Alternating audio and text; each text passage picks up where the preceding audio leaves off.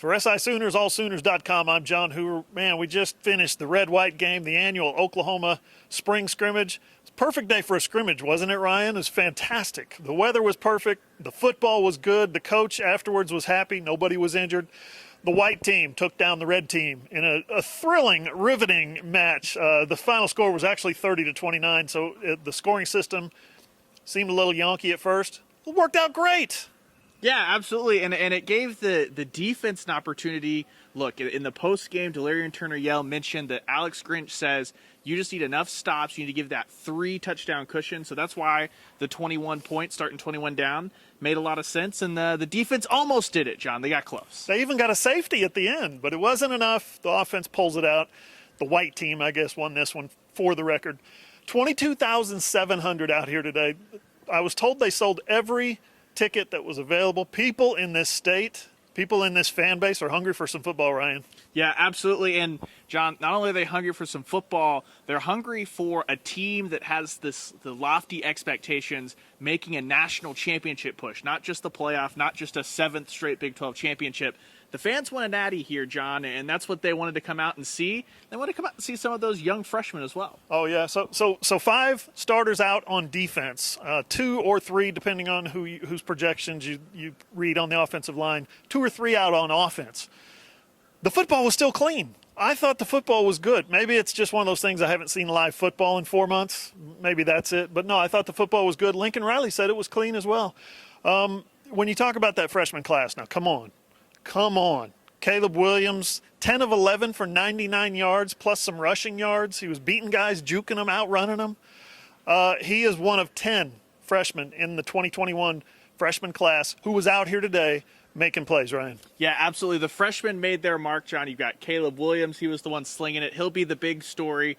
Due to a little bit of Spencer Rattler's struggles, I chalk that up to good secondary play more than anything. But also you've got the other Williams. Let's not forget about him, Mario Williams. He comes out, has the big 50-yard catch, a very competitive grab where I believe it was DJ Graham, if I remember correctly, went up with him and they fought all the way through the ground. And I guess Mario Williams was ruled to win that battle. But a big day for the other Williams as well, as he showed why he's drawn some rave reviews out of spring camp already. A lot of those freshmen did stand out. A lot of them all of them were out here today. A lot of them made plays. I asked Alex Grinch about Billy Bowman, and I asked him about defending Mario Williams when he's all over the field. I'll give you the Mario Williams one first. He said he's one of those guys. You just know it. He draws the respect of his teammates when they're lining up across from him. He said they might use any means necessary to try to contain him. That means grabbing, holding, hitting, pushing, shoving. He's fast. He's explosive. He's dynamic. He's exciting to watch. 5 catches today for 84 yards out of your freshman in his very first spring scrimmage in his first semester of college. Yeah, it's just incredibly impressive. It's hard to remember sometimes. These guys should be high schoolers. Right now, they should be worrying about their senior prom. I mean, it was what Bill Bedenbaugh said earlier this spring, that he was out there going, oh, wait a minute, these guys are still asking about prom, things like that. So it's one of those things where they come out, they're playing against one of the best rosters in college football. They're already making a mark. It's hard not to get excited about what could happen in the fall, given that entire summer in the weight program and acclimating to real college football. Now, the thing that stood out to me is this is 2021 spring. 2020 spring got canceled. That means the class that came in 2019 that were freshmen, they didn't get to do spring last year. The 2020 class that enrolled early, they didn't get to do spring last year. So there's 3 classes of guys out here today going through their first spring game, their first actual spring football practice. And I think it stood out. I think you could see the energy. You could see guys out there having fun, laughing at each other. Football, where's it been, right? I know. It feels like, January, the Cotton Bowl was a great result for Sooner fans, but it almost had a little bit of that gusto missing with the cloud of Florida that came in and just ruined that game. So it was fun to see guys actually excited to come out and compete. And you mentioned not having that spring ball. When you've got a staff like this OU staff, what Lincoln Riley, what Alex Grinch, what they've been known for is their players and teams developing throughout each season, pushing, getting better and better. You just have to imagine, what would this team would look like last year if they actually had that hands-on time to do that all throughout the spring and not just having to learn on the fly? we'll get that answer here in 2021. Yeah, they probably wouldn't have had such a slow start to the season.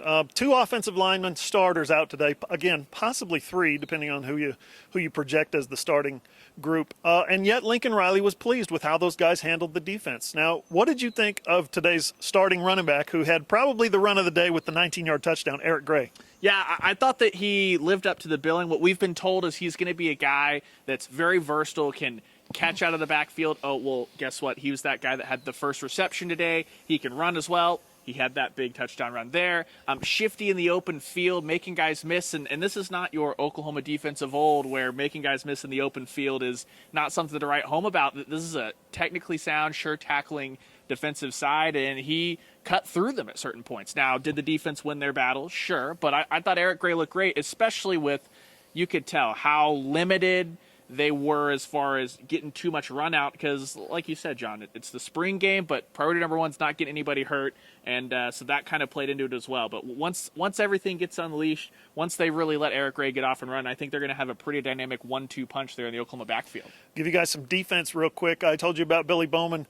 Alex Grinch, I asked him specifically about him as a freshman in his first spring. He really flashed today. He had the kickoff return, I think it was about 45 yards.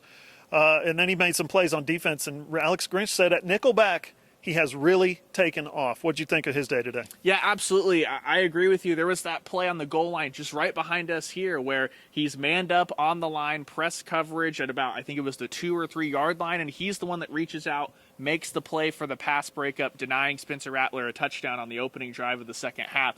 That's really impressive stuff for a guy that, like we said, should be in high school right now, and a guy that coming out of high school didn't have a clear-cut position. You knew he was an incredible athlete. You knew what he could do in the open field in the return game like we saw, but for him to come in, put all of his focus into one position and already be here, like, look, the nickelback position is going to look a lot different for the Sooners this year. We didn't even get to see Jeremiah Cradell, who we've heard all the great things about all spring long. So if that's what you're rolling out as a potential backup, then it's exciting to see what the frontline guys could look like in that position. He's one of those guys that in the defensive secondary today played sticky.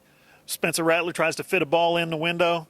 The window was closed. That happened a handful of times. Same with Caleb Williams, except his receivers kind of reached in and grabbed the football for him.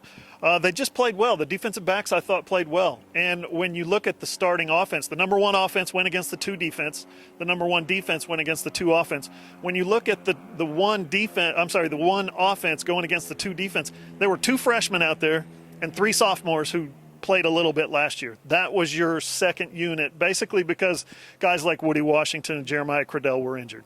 Yeah, and you could tell, I wouldn't say frustrated is the right word, but things were not easy on Spencer Rattler. Those first 2 drives, the third down plays especially, they would have been chalked up to either Rattler having to throw the ball away or tuck it and run, because it would have been a coverage sack in a real live game. So that's a good job by the offensive line for it not to end up being a sack, but an even better job by that OU secondary, because as good as this pass rush is, John, there's going to be certain points where the secondary is just going to have to cover and cover and cover, and they did that today, especially the 2s on the 1s, like you said. So nothing really to complain about there, especially when you're not getting those pass interference or defensive holding penalties, because they were sticky but not grabby today. You know, another one that was out, you mentioned, I said Woody Washington, you mentioned Jeremiah Cradell.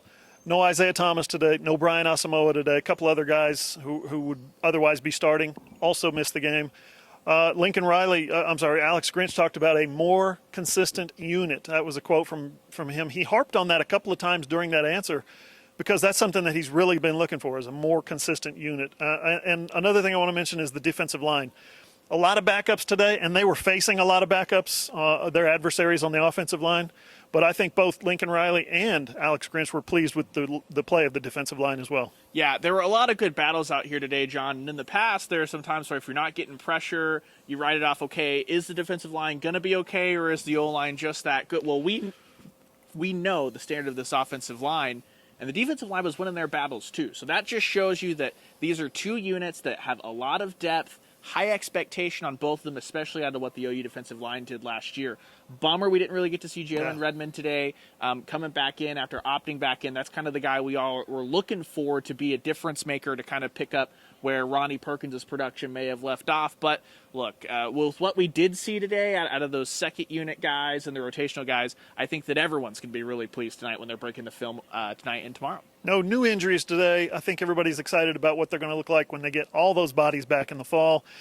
We won't know anything until then. And speaking of which, I asked Lincoln Riley about Trajan Bridges today. I asked him about Seth McGowan. He had no comment. He said we got to let the legal process play out. So that's going into the off season. We don't know. I asked him also about Mike Woods, the Arkansas receiver transfer. He said he couldn't comment on that. So I asked him about the offensive line, and we had a conversation. That's basically how the John Hoover section of the Lincoln Riley interview went. No comment, and yeah, let's talk O-line. At least you didn't strike out, John. That's didn't the strike important out. part. Flared one off at the end. We're going to have lots more on today's coverage for you at SI Sooners, allsooners.com. We're going to head to the off season. I want you guys to keep it here, allsooners.com. We'll keep bringing you as much content, many videos, as much stories as we can throughout the off season. Can't wait for the season to get here, Ryan. Oh, I know. And look, I'm ready to throw down some beignets. What about you? Let's do it. For Ryan Chapman, I'm John Hoover, SI Sooners, allsooners.com.